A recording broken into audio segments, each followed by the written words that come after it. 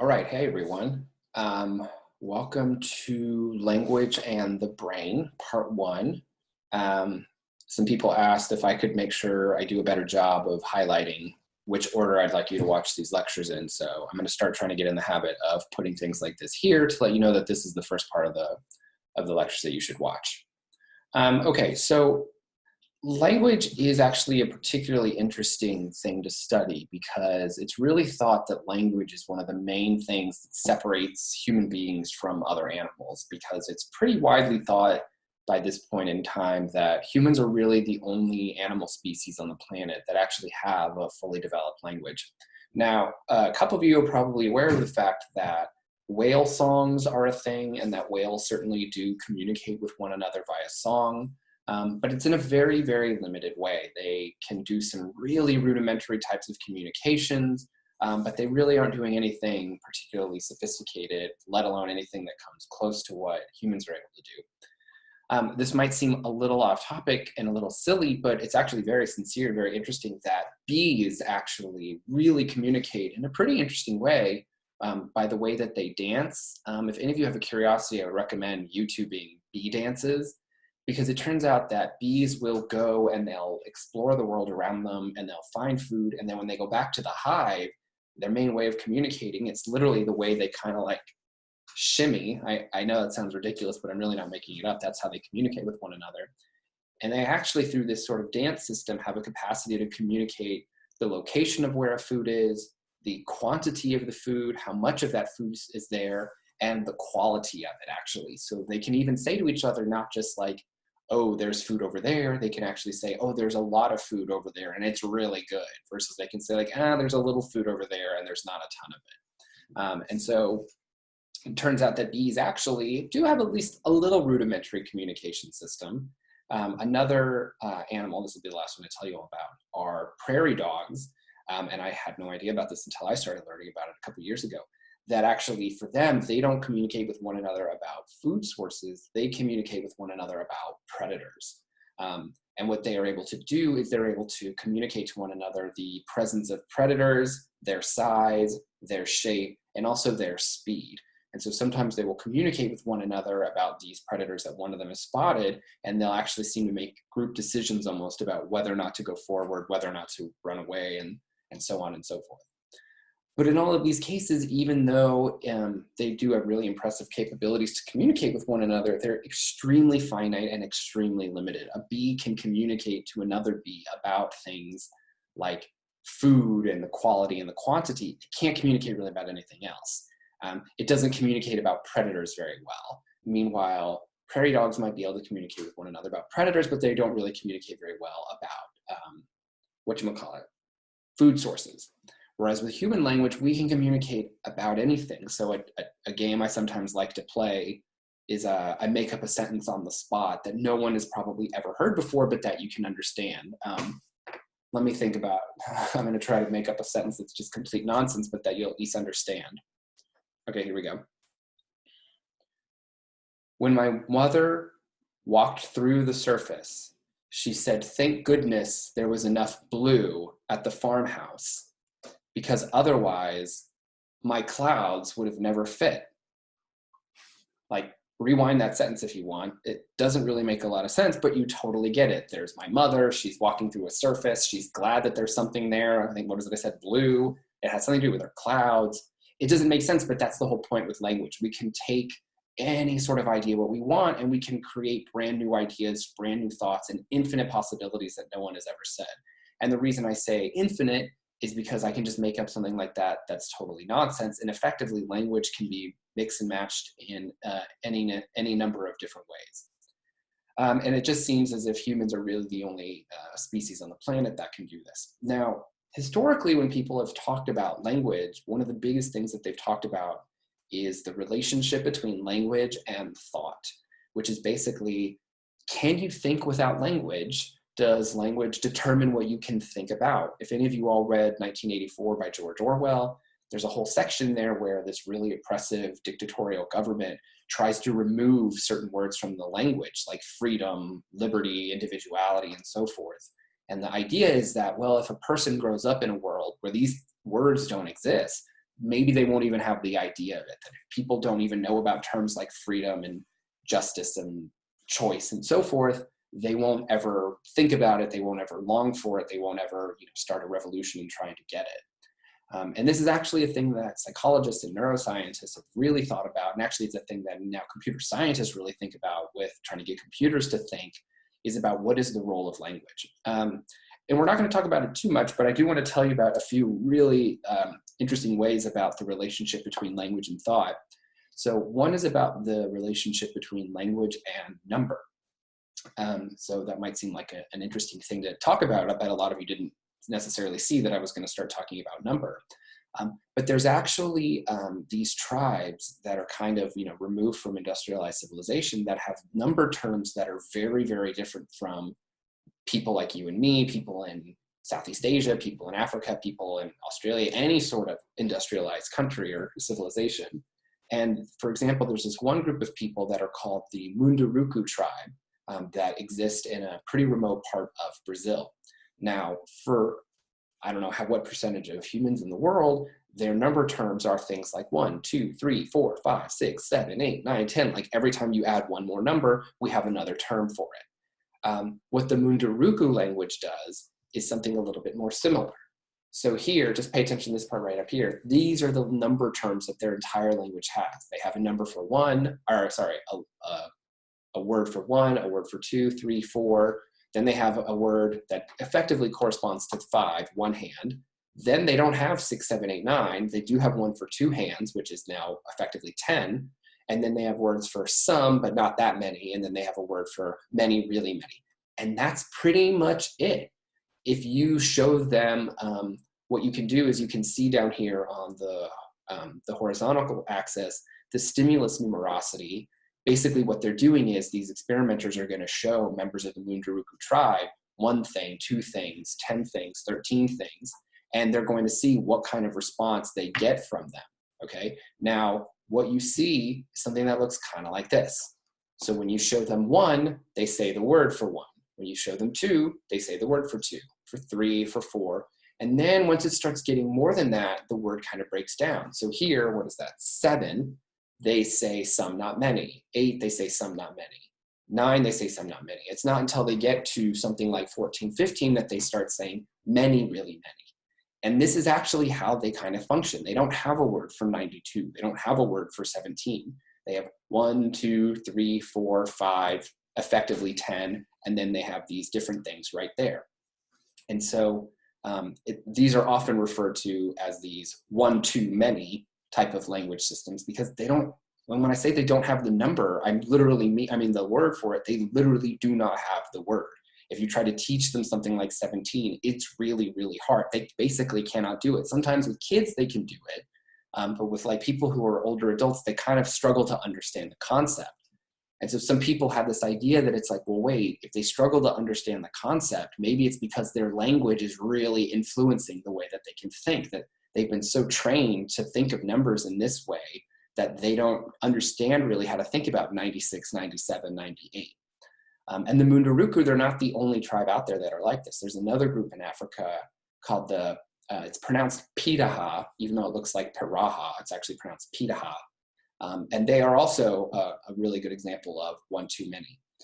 So here, for example, this is a researcher from, I believe, the University of Pittsburgh, showing them a hook, which is something that they care about because they do a lot of fishing. And what you can see down here is one of the Pitaha tribes people describing how many they see on the paddle right here. And so when they show 1, he says, oh, there is few. When they show 1, 2, 3, 4, 5, 6, he says, oh, you have a very large quantity there. When you go 1, 2, 3, 4, 5, 6, 7, 8, you see that you have an even higher quality. Oh, now you have a lot, you have a pile. Were we in class, what I would do is hopefully answer some questions about the Pitaha. And then what I would ask you to do is to think about what are some tests you could do on these people to see if their language affects their math or their numerical abilities. So a question that a lot of researchers asked themselves really was like, okay, the Munduruku don't have these numbers, they have a hard time learning it. The Pitaha don't really have these number words. What's a way that we can empirically test this? And the simplest way that they thought to empirically test this was with a matching task. So what I'm going to do here is I'm going to play a little video and kind of narrate over it.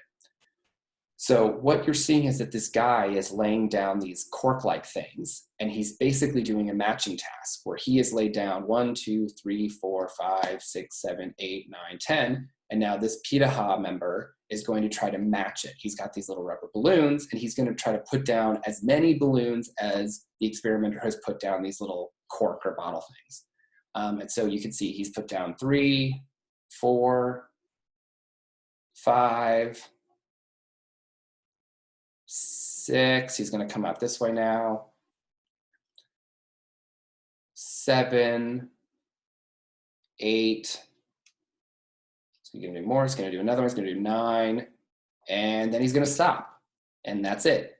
Now, in this case, we would know he got that wrong because there were 10 in reality over here, but he only put down 9, okay? So that was the experiment, what you do. And so here, what we're seeing is this is how many are put down, and this is how many the person themselves matches with. So we're going to look at how accurate are they at a task like this as a function of the number of targets we put down. So in this case, targets are 5 because it's 1, 2, 3, 4, 5. And so what you see with these people is something kind of like this. If you put down 1, 2, or 3, they get it right pretty much every time. But if you start doing more than that, they get worse. So then the experimenters thought like, well, maybe they're actually even doing this well because they can like just visually match it up even. Maybe that's a signal. Maybe they're doing even 75% correct because they can see a sort of one-to-one correspondence. So what if we just rotated it, okay? So now we're gonna make them do it in an orthogonal way, like what you saw in that last trial. And in that situation, sure enough, it seems like when people can't use that visual cue, and they have to try to do it, you know, orthogonally, they get a lot worse. So they get 1 right, they get 2 right, but now 3 they're getting wrong. By the time you get to 9, over here they're getting 8, 9 right, like 75% of the time. Here they're getting it wrong, you know, 50% or 0% of the time. Then you can even try it where you try to match it where you have, you put down these, I don't know, those cork type things, and they have little coins or something. And so you can see how they match where they're completely different objects. And again, what you can see is they really fall off a cliff and do very poorly. And then the last thing you can try is you have them draw. You literally like have them take a piece of paper and a pencil and they draw the lines that they want. And then again, they're really, really bad at this, okay? So the thing though that I really have to stress about the Pitahan is that they are in no way, other than with mathematics and numbers, unintelligent people. It is not the case that their IQs are much worse. It is not the case that they don't have fully developed languages. Their languages are as fully developed and intricate as yours or mine, or if anyone in the class speaks multiple languages, as far as it's really been identified by linguists. It's not as if they're speaking an impoverished language. I really want to stress, it's not that they're just like a simpler, less evolved type of people. It's just that in their world, there's never really been a need to create numbers. They kind of live on their own. They're fairly isolated. They don't really work with finance and e-commerce and international like relationships in the financial system. And so people who have studied them were like, you guys just have to understand, they live in a world where they don't really focus too much on 6, 7, 8, 9, 10. That's just not a concept that's important to them. They work together. They're more collectivist in their behaviors. And so the fact that they seem to be unable to do these kind of things is what makes them so interesting, because not only do they seem to have number words that are so different from you and I, they also seem to have numerical abilities that are so different than you and I. I really wish that we were in class together right now, because I think the Pitahan and the Munduruku are endlessly fascinating, and they're usually something that when I talk about, people have a lot of questions. So could be something that's worth bringing up during the Q&A when we meet for our discussion sections. So another question that people often ask is, well, are there any pieces of evidence of how language can influence your thought as an English-speaking Westerner? And there's a bunch of different examples, but actually the one that I thought I would talk about is some stuff that's been done on eyewitness testimony, because a couple weeks ago in the memory lectures, when we talked about reconsolidation and the fallibility of memory, I introduced this idea that your memories can't always be trusted, and that sometimes when you try to recall stories more and more, they get influenced, they deteriorate, they become, what's the word I'm looking for? Oh my gosh, where you get debris, contaminated, haha. They get contaminated by these external things. And someone raised during a Q&A during a discussion section about what does that mean about the reliability of memory. And so I thought I would talk about this example here. So in this example here, what they did is these famous studies where you would get people who would witness an event, like an event that you could imagine you would need a witness to talk about to a police officer for insurance. And for example, they could witness a car crash and they would examine differences in response that people get by asking a question like, did you see a broken light versus did you see the broken light? And it actually turns out that if you say to someone, hey, did you see a broken light? They're not as likely to say that they saw it as compared to when you say, hey, did you see the broken light? Because when you say the word the, it has this implication of like, yeah, there was one, did you see it? Whereas when you say the word a, it's more like, hey, there could have been one, did you see one? So what ends up happening is you just get fewer I don't knows and more certainty with the versus a, okay? So that's just one way that you can see that the phrasing and the language of the words that you use could actually influence people's thoughts. In this study as well, what they would do is they would show people a video like this. So there's no drivers in there, no one's getting hurt, but they're about to hit each other. Pretty severe car crash. Once again, there was no one in the car, so no one got hurt. And what you would do is you would then later ask people, how fast were the cars going when they blank each other? And you'd either say the word when they smashed each other, collided each other, bumped each other, hit each other, or contacted each other, okay? So everyone's watching the same video. The only thing that's changing is this one word that you use. And it turns out that what you can do is you can just plot how fast people thought the cars were going as a function of the word that you use, okay? I have no idea what the actual answer was. If you were to ask me how fast those cars were going, oh man, I don't know, guess 50 miles an hour or so. I'm just making this up. But what you see is pretty significant differences in the estimates that people make. When people are asked with the word bumped, they say like, 44, 45 miles an hour. When you say the word smashed, they say like 49 miles an hour. When you say hit, they go a little bit faster. And so you can see this nice U-shaped curve as a function just of the language that you use. And that seems that it actually kind of guides people into framing something later after the fact in a slightly different way. When you frame it in kind of softer language, people might give you a little bit of a softer type of response. When you use harsher languages like like smash, people will give you a harsher estimate. I have to be honest, I've always been curious myself. I don't really know why contacted is higher. Maybe contacted is sort of a neutral term, and so people give the most accurate estimate. I really actually don't know. I wouldn't have thought contacted would be so high, but I also wasn't really sure myself where contacted would be, if it'd be higher or lower, because it's kind of a neutral term. Anyway, so I'm just showing you this because this is even an example here of the way that neuroscientists sometimes examine the relationship between language and thought, and in this case, memory, because it seems as if actually that there are these cases here where the terms that you use and the language that you use and the verbs that you use really can guide people's responses, and then subsequently people's memory of those events and those subsequent responses can be affected. There's a whole domain of research in this type of field regarding the criminal justice system, eyewitness testimonies.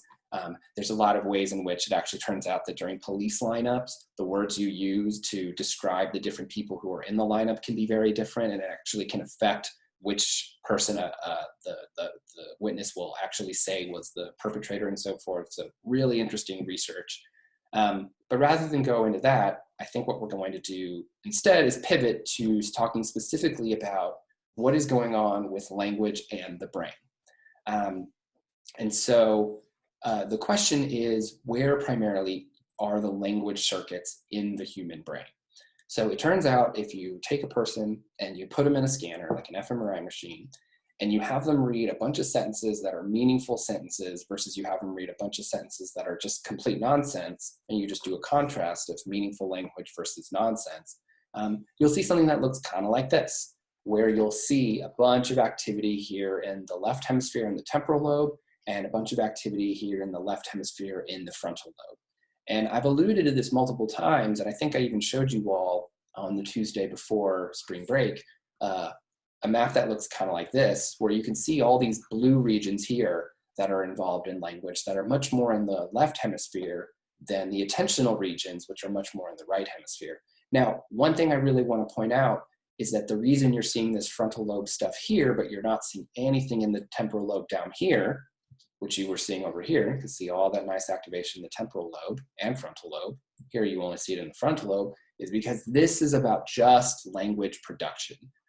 And so immediately we can see that one difference between language processing, if you're reading, which is what's going on in an image like this, and language producing, where you're actually articulating language, is you get this activation in the frontal lobe.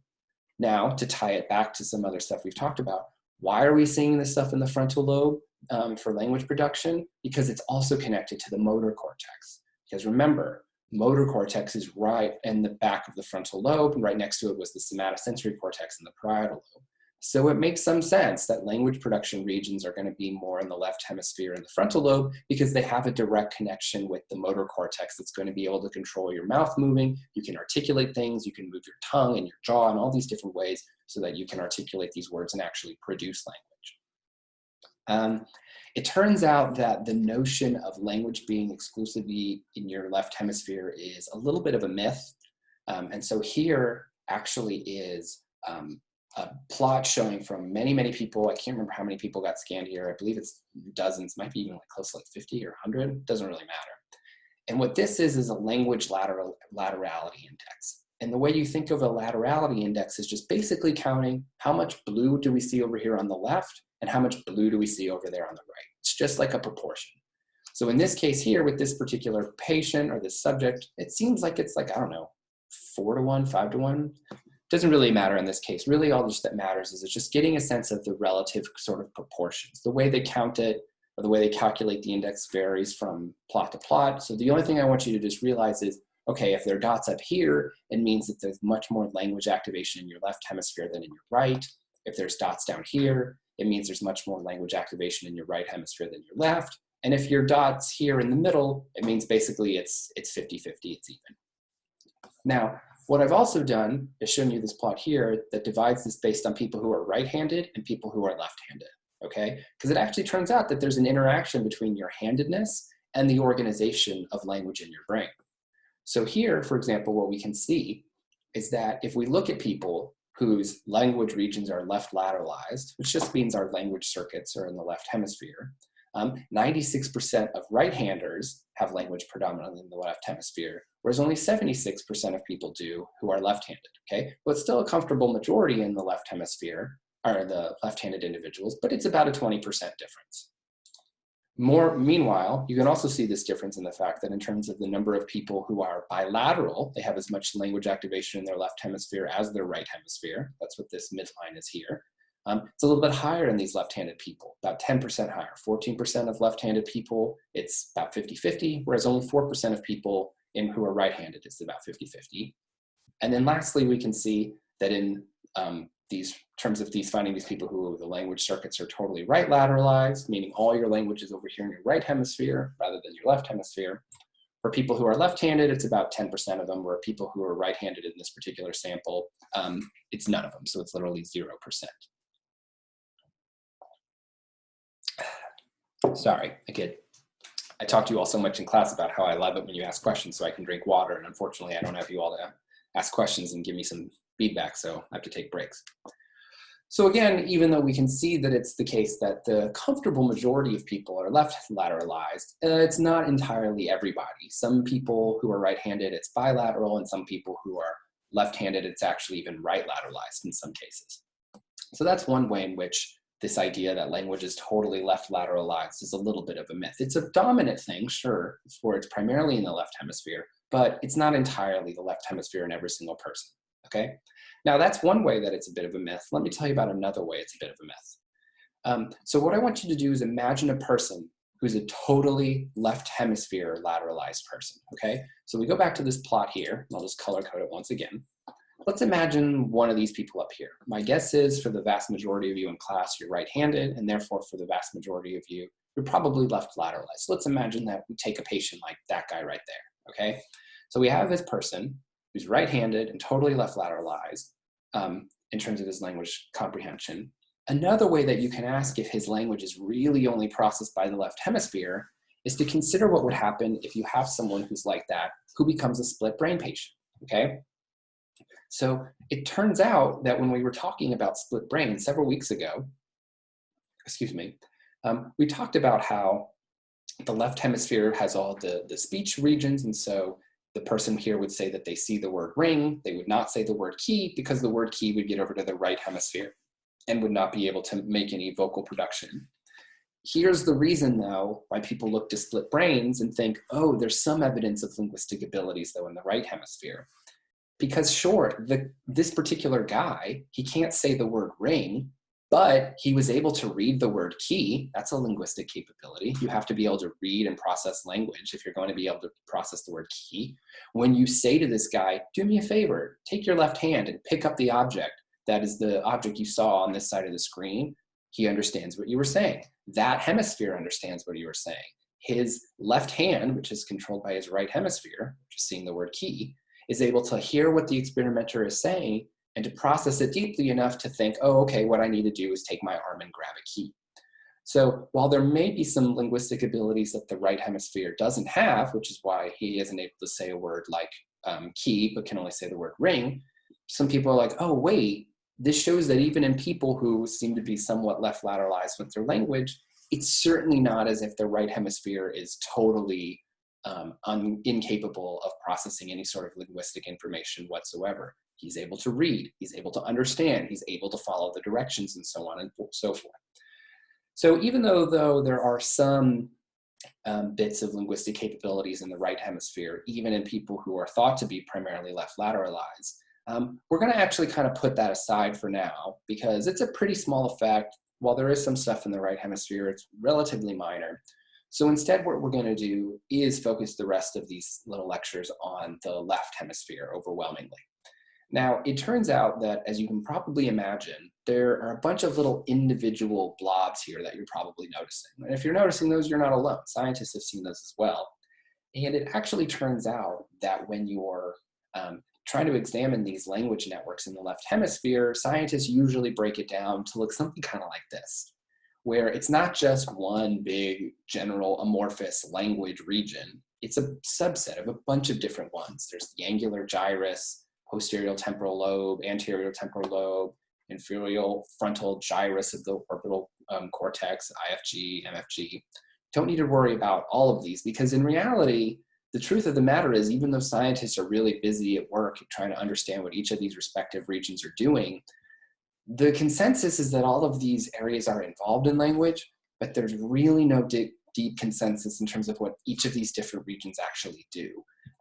A friend of mine who I was at grad school with is now a professor at UCLA, and I actually sent him an email while making this lecture, and I was like, hey, help me out, what can I say? And he basically was like, listen, this is what I do for a living. I could tell you what I think these regions are doing, but I can also give you the name of 3 other cognitive neuroscientists who study language who will give you completely different answers as to what these different regions are doing. So again, everyone agrees that these regions are involved in language, but there's really no deep consensus about what these regions do. And I think part of that is because language is a very difficult topic to study in healthy people because language is super complicated. There's people who are bilingual, multilingual, monolingual, people who speak American Sign Language. And American Sign Language is actually also a fully developed language with a fully developed grammar. A lot of people, I think, have the unfortunate misconception that sign language is kind of rudimentary or crude hand gestures, and that is not the case. It has a deep semantics, a deep syntax. It is as complicated and rich and expressive language as English, Mandarin, German, Hindi, or whatever you can come up with. So since it's so complicated, actually, some of the most basic understandings of how language is processed in the brain really comes from the patient literature. Patient literature really, in the case of language processing and language production, really serves as the foundation of our understanding. And so what we're actually going to do in the next section, in part 2, is we're going to talk about all the different sort of disorders that people have when it comes to language as a function of different brain damage. There are people who have some specific disabilities here, some specific disabilities there, and so on and so forth. So we're going to break those down one by one, case by case, but I thought that would be a natural stopping point. And so I will continue in 1 second.